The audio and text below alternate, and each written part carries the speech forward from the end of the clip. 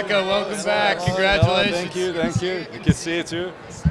Hey guys. How cool is this for you? I mean, this is special for all of us here, but you're kind of the man of the hour in a way. What does this mean?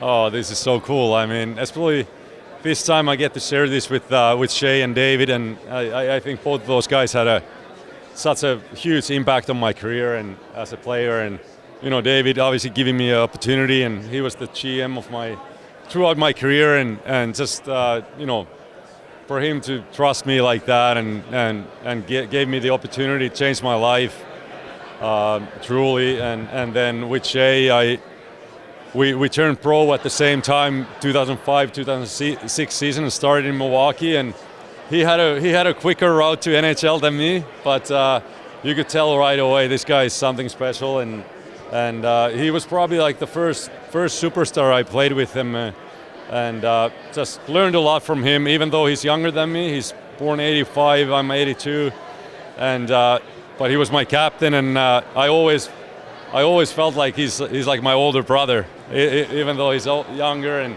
I looked up to him, and so it means a lot to me that I have this honor to do this with David and Shea. We were in Toronto for their Hall of Fame in Nashville. Yeah. You'd love to be there one day, but to come back to Nashville and kind of do it with them, that's got to be special. Yeah, it is. Yeah, it was truly special to see them in Toronto and witness that recognition. It's unbelievable. It's two Hall of Famers, and but it's well deserved. I mean, Webby plus 1,000 games. Couple Olympic gold medals, and David 40 years as a GM. It's crazy, like such a crazy numbers that kind of you feel humbled when you look at those stats. Shea mentioned how tomorrow night he anticipates getting a little emotional in front of the crowd, being back at Bridgestone Arena. For you, is it hard not to get emotional when you have these big celebrations and moments of reflection? Yeah, it is hard. I feel like I'm typically pretty easily. I'm an emotional guy, but I mean when I'm at the games, I still miss the game every day. I'm just thinking about I want to be on the ice, but it's crazy. I don't think that's ever gonna go away. I just love the game. What makes you aspire from a young child to just make it to a level where you can play pro hockey? For you to look back on it now and realize that you were such a part of building this, and now you have a statue out front, and you're going in the golden ring. Can you even believe it, really? No, I mean, it's crazy to think. It's when I started playing hockey in Finland, I'm from a small city, and growing up, my none of my family played any hockey, or my cousin was a hockey player, so I looked up to him, and I just he was a goalie, so I really looked up to him. I wanted to. At first, I was in love with the gear and everything like that, and then I started to play. And my only goal was to one day maybe make it to the pro team in Finland, my hometown team, and then it's just as you go on, I think you set goals and good things happen, and I feel like I've been the most fortunate guy in the world, and a lot of good things have happened to me, but at the deep down, I mean, for all the kids out there, I think you have to have a passion. If you love the game, you always have a chance, and if you're willing to do the work, do some sacrifices, I think everybody's going to have a chance. Yeah. How much of a badge of honor is it for you to play such an integral role in the run up to that number? Yeah, you take a little bit of pride for that. I mean, it's really cool. And David actually had a 2 minutes to talk with David, and he told me that it was the second fastest 2,000 games with new franchises. So really impressive stat. That just kind of goes to show about the consistency, how the team has been built over the years, and even throughout the ups and downs, the team still has always been competitive. So that's a great start. Do you have a favorite memory? Yeah, I mean these guys. I don't know. Yeah, probably. I mean, obviously with Shea being my teammate, I mean, so many things.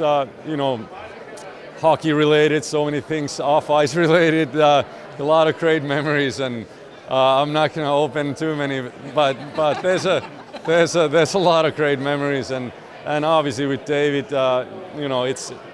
it's all those, going in the playoffs, and even some of the series we've been down 2-0 or something like that. David comes in the locker room, and boys just want to play for David. He's emotional and wants to win the playoff series, and we rally with him, and it's things like that. Next, all the accolades of your career, all of them are awesome, but most of them take place in ballrooms and rooms like this, where you're such a competitor on the ice. Is it going to be extra special tomorrow night to just be on the ice again in that building with 17,000 cheering you on one more time? Yeah, for sure. I mean, I love that building. I love those fans. It's I like I said earlier, I miss it. I miss it all the time. I mean, I think once you retire and you really appreciate what you had as a player. I think when you're in it, when you play, I think oftentimes you're so busy focusing on what's ahead of you and setting goals and just living in the moment that you don't really appreciate everything you have. And so I think it's it's just the fact that I really understand that now. How lucky I was and as a hockey player, and you get to live the best life. You get to live your dream, and it's truly special. You're still part of the organization, obviously. When you were a player, you had so many teammates come and go, and locker rooms change over a little bit. I wonder, just thinking about the current team now, what's the challenge when you have so many new pieces in and try to figure it out to where everyone can get into a consistent play? I think the one spot is always the start of the season. Just the fact how it's going to go. And this year, I was at the training camp. I thought that guys had an unbelievable training camp. They looked great, and then got off to a bad start. And that can be something that kind of lingers around for a while. Hard to build chemistry, and when you lose games, and it's almost like catching a moving train a little bit. But it's gonna come. Obviously have no doubt about the character or the skill we have, and it's tremendous. I mean, you look at the team on the paper, it shouldn't be there where it is right now in the standings, but that just goes to show how good of a league it is. It's every single game you gotta play your best. You got a lot of good things has to happen, and it takes a lot of work. So I feel like even right now it's still a work in progress, and but it's gonna happen. It's gonna come, I believe so. Thanks. Thank you. Thank you very much. Congratulations again. Thank you.